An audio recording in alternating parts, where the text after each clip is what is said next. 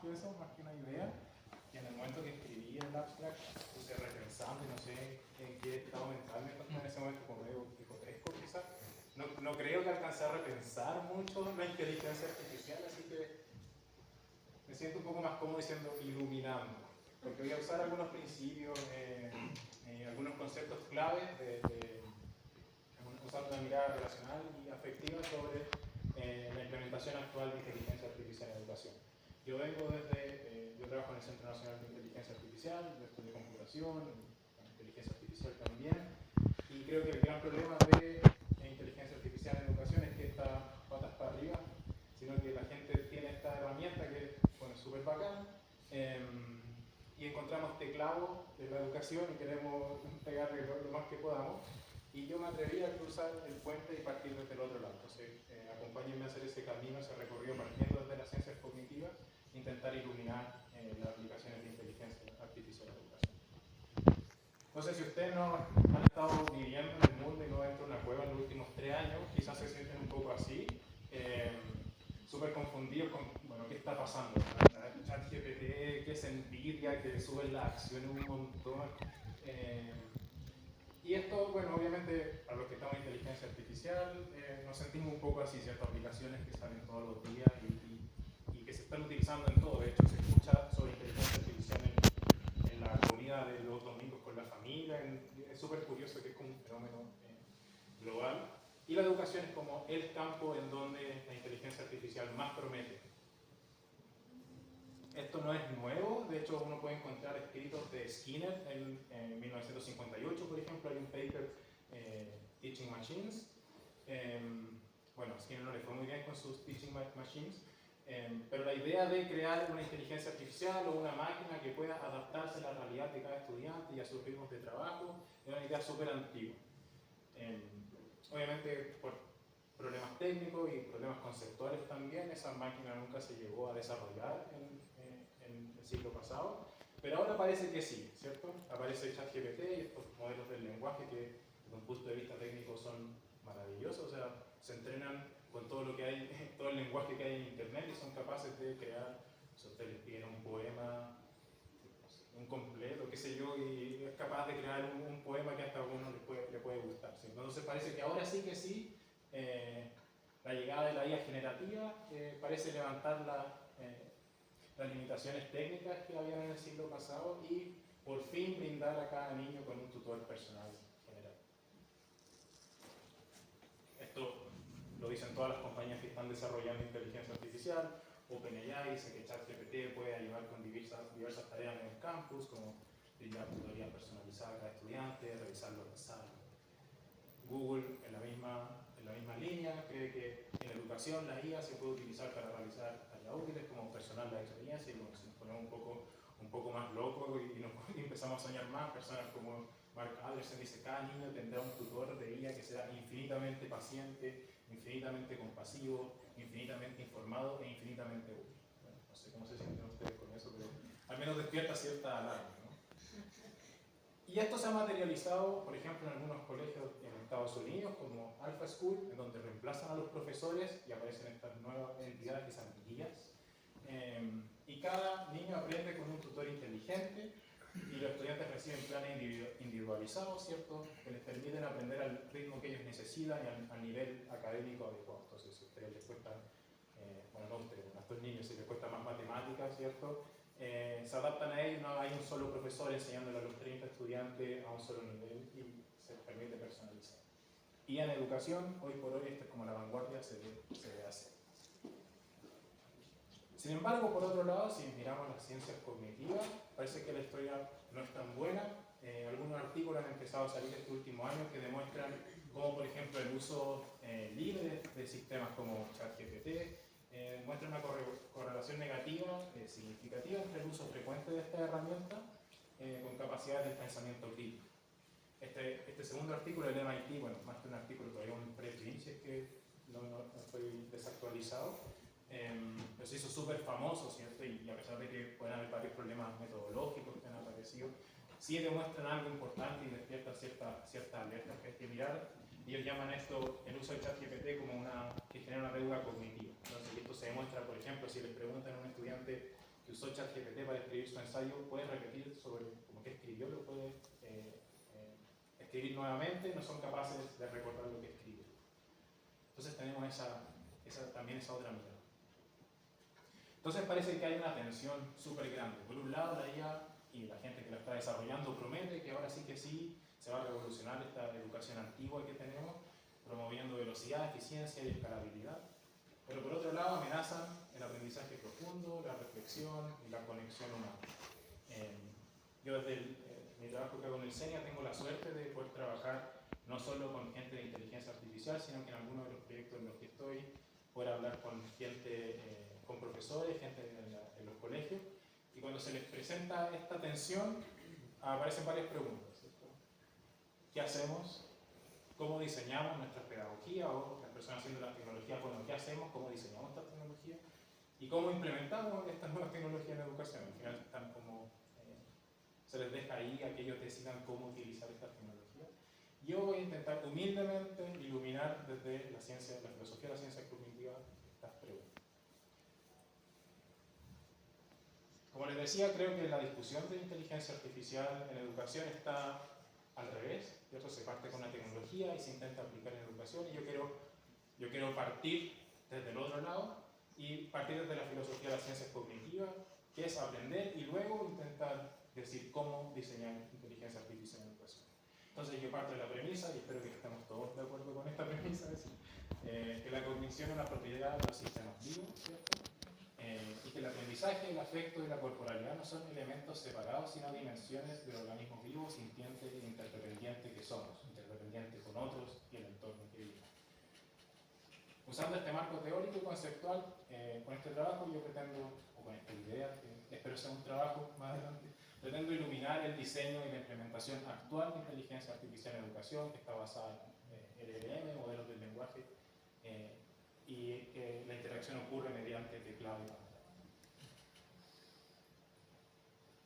Bueno, yo ocupo parto de digamos, el argumento que desarrolla Ignacio Sea, que está por ahí, así que bueno, cualquier crítica que tengan, ahí está Ignacio,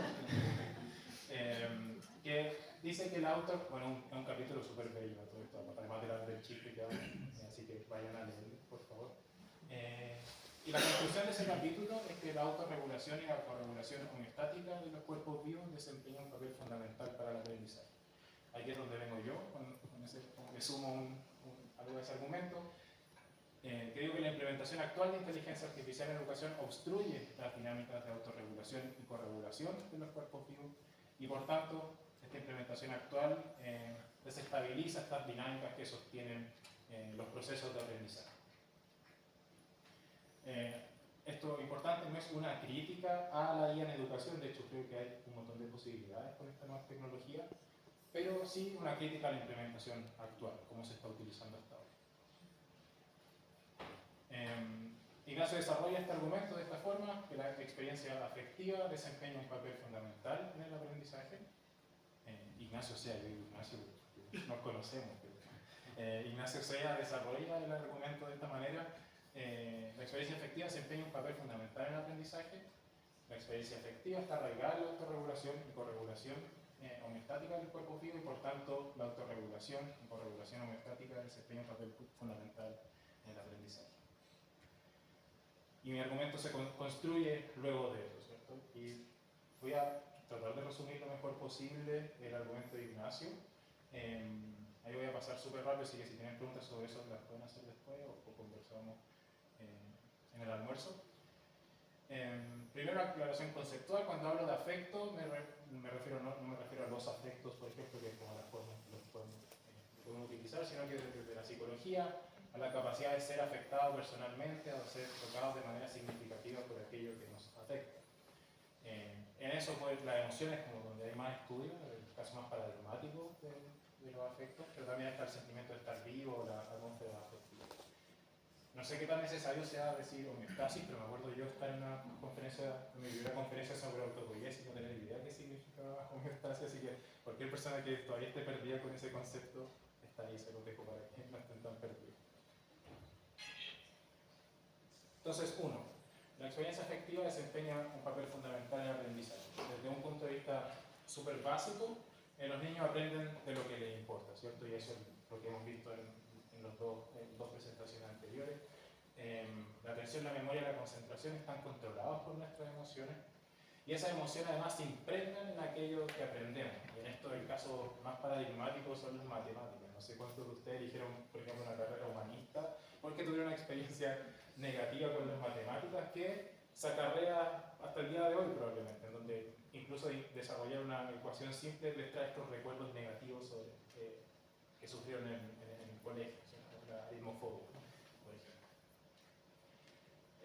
La afectividad y las emociones afectan además varios procesos cognitivos que son fundamentales para el aprendizaje. Por ejemplo, la percepción. Bueno, ese ejemplo es el mejor porque hambre y el almuerzo que viene ahora. Pero afecta las cosas que ustedes ven, ¿cierto? Si alguien aparece acá con un churrasco, la capacidad que ustedes tengan de prestarme atención a mí ahora es como súper baja, porque su percepción va a estar guiada a eso que ustedes quieren. La atención, las emociones positivas generalmente amplían la atención y promueven el pensamiento más holístico. Entre otros estudios, también es lo contrario, ¿cierto? Que emociones negativas reducen nuestra capacidad de pensar holísticamente. También afecta la memoria, y esto también lo pueden ustedes reportar de su experiencia. Los elementos que están cargados de emociones fuertes los pueden recordar mejor que los que no. Y afecta también la motivación, ¿cierto? Las personas se sienten intrínsecamente motivadas de aprender algo cuando les resulta interesante, pero esa motivación no es neutral, sino que está acompañada de emoción y disfrute. Ustedes cuando quieren aprender algo se siente en el cuerpo, ¿cierto? Ustedes quieren aprender. Entonces la experiencia afectiva desempeña un papel fundamental en el aprendizaje en varios de los procesos cognitivos fundamentales para el aprendizaje. Además, la experiencia afectiva está arraigada en la autorregulación homeostática de los cuerpos vivos, y esto es algo que se ha hablado en varias de las presentaciones hasta ahora, pero los estados de ánimo y las emociones afectivas se basan fundamentalmente en el imperativo de estar vivos, ¿cierto? Cuando nosotros sentimos hambre, dolor o alguna termosensación, está avisando de algún proceso de regulado de homeostasis que nos hace, por ejemplo, querer buscar alimento, refugio o abrigo, ¿cierto? En ese sentido, las emociones están en consonancia con nuestras necesidades homeostáticas. Importante estas necesidades, y creo que Ignacio lo mencionó en el panel, ahí como al final, que no son solo personales, sino que desde un comienzo, desde que nacemos, dependen de una dimensión social, ¿cierto? Cuando nosotros sentimos hambre, aprendemos de que esa necesidad viene desde afuera. Bueno, no una necesidad, sino que el alimento en ese caso viene desde afuera. Y hay un paper que, de hecho, leí ayer, que es muy bonito, que habla, por ejemplo, de cómo cierto tacto particular de las madres en sus hijos despiertan, ayudan a regular, por ejemplo, el corazón, y ayudan también, bueno, ahí generan como varias conclusiones respecto a eso, pero ayudan a regular al hijo o hija en este caso. Entonces la experiencia afectiva está arraigada no solo en la regulación personal, sino que también dependen de lo social. Por tanto, 1 y 2, podemos concluir que la autorregulación y corregulación homeostática, tanto en el interior como entre los cuerpos vivos, desempeñan un papel fundamental en el aprendizaje. Y ahora, por lo ratito que me queda, voy a agregarle a todo lo que, porque hasta ahora ha sido el argumento que me ayuda a construir a mí, que la implementación actual de inteligencia artificial en educación obstruye estas dinámicas de autorregulación y corregulación. La inteligencia artificial en educación tiene una historia súper larga, ¿cierto? Y desde mediados del siglo XX esta relación era súper cercana. De hecho, el caso paradigmático es de Simon Papert, que por un lado trabajó teóricamente en el desarrollo de este libro, por ejemplo, con Marvin Minsky, Perceptions, donde criticaban la noción de perceptrón, pero por otro lado, él volvió de trabajar con Piaget y se dedicó a trabajar en sistemas de inteligencia artificial en educación. Pero no solo quería crear sistemas, sino como desde un punto de vista ingenieril, sino que quería usar las ideas de psicología y neurociencias para aplicarlas en inteligencia artificial y viceversa también. Y él dice que mirando hacia atrás, ve que ese intercambio de ideas ha sido beneficioso en ambas direcciones. Sin embargo, hoy día la discusión tiende a ser técnica y separar estos aspectos cognitivos que estaban en la base de esta relación de las disciplinas, ¿cierto? Cuando se habla de inteligencia artificial en educación, es cómo implementar este sistema en educación, o cuál es el mejor prompt, ¿cierto?, para esta o esta tarea. Eso ha hecho que los principios pedagógicos que subyacen a la inteligencia artificial en educación sean principios tradicionales o que pueden estar de hecho desactualizados. ¿Cuáles son esos principios? Como bueno, ustedes pueden intuir, esos principios son cognitivistas. Por ejemplo, Holmes y Tuomi dicen que muchos de estos sistemas de guía en educación están basados en principios cognitivistas que interpretan la cognición, el aprendizaje como un computador, ¿cierto? Y de hecho en un estudio empírico de una revisión de literatura, Díaz y Nussbaum encontraron que el cognitivismo y el conductismo son los principios de aprendizaje más utilizados en el diseño y implementación de inteligencia artificial en educación. Del año pasado, así que creo que todavía eso se mantiene. Lo importante es que esos enfoques prestan muy poca atención a los roles del aprendizaje en el ámbito afectivo y además dejan en un papel secundario el rol del cuerpo y del movimiento en el aprendizaje, tanto así como las relaciones entre estudiantes, entre estos y los profesores. En la práctica, esto se traduce en sistemas de inteligencia artificial que son mediadores de la cognición individual, ¿cierto? Se ve un poco así lo que es IA en educación, diseñados para la interacción mediante teclado y pantalla, puede ser tablets o computadores. Bueno, algunos beneficios que eso puede traer es liberación de tiempo a los profesores o generar automáticamente problemas, que esto sea más rápido y adaptable, y liberar el aprendizaje de las limitaciones de tiempo y espacio, puede ser alguno de los beneficios.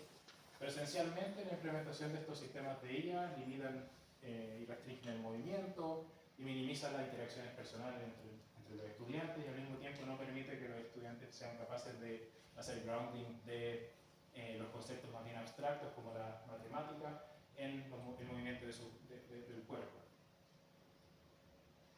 Simon Penny habla de las debilidades sensorimotoras que esto puede generar, ¿cierto? La pérdida del sentido del cuerpo, la conciencia sinestética y el compromiso táctil que es parte del estar vivo. Además, como se han visto en todas las imágenes que iba mostrando, el aprendizaje colaborativo y cara a cara no es compatible muchas veces con la implementación de estos sistemas de IA en educación, y como se dijo recientemente en una presentación en la UNESCO, UNESCO promueve el aislacionismo intelectual, ¿cierto? La mirada de que el aprendizaje es algo individual y debe optimizarse para una persona en particular.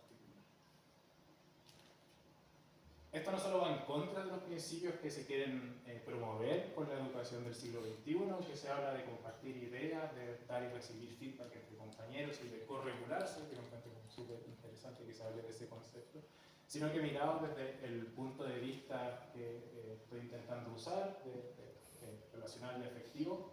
Cuando uno entiende la educación desde ese ángulo, la inteligencia artificial implementada de esta manera que está siendo implementada hoy en día, por muy sofisticada que sea, entra en este espacio no como una calculadora neutral, sino como un pseudoagente que altera las dinámicas en el aula, que replantea lo que significa aprender, enseñar y saber. Bajo el lente relacional, yo creo que la implementación, y es lo que he intentado argumentar a lo largo de esta presentación, que la implementación actual de estos sistemas limitan las interacciones entre los cuerpos vivos en el aula y así truncan las vías por las cuales ocurre la corregulación homeostática.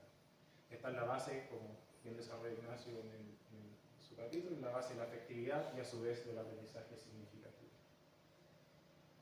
Entonces, como conclusión, la autorregulación y corregulación homeostática entre los cuerpos vivos desempeña un papel fundamental en el aprendizaje. La implementación actual de inteligencia artificial en educación limita la interacción entre los estudiantes y entre estos y sus profesores, obstruyendo estas dinámicas de autorregulación y corregulación. Por tanto, obstruye estas vías por las cuales se genera la afectividad, ¿cierto? Y el aprendizaje significativo. Sin embargo, yo creo que la inteligencia en la educación puede ser diferente, esto no es una crítica directa a la tecnología per se, y que debe repensarse. Así que yo los dejo con esta iluminación y bueno, podemos hablar de las preguntas de cómo lo repensamos. Así que eso, muchas gracias por escucharme.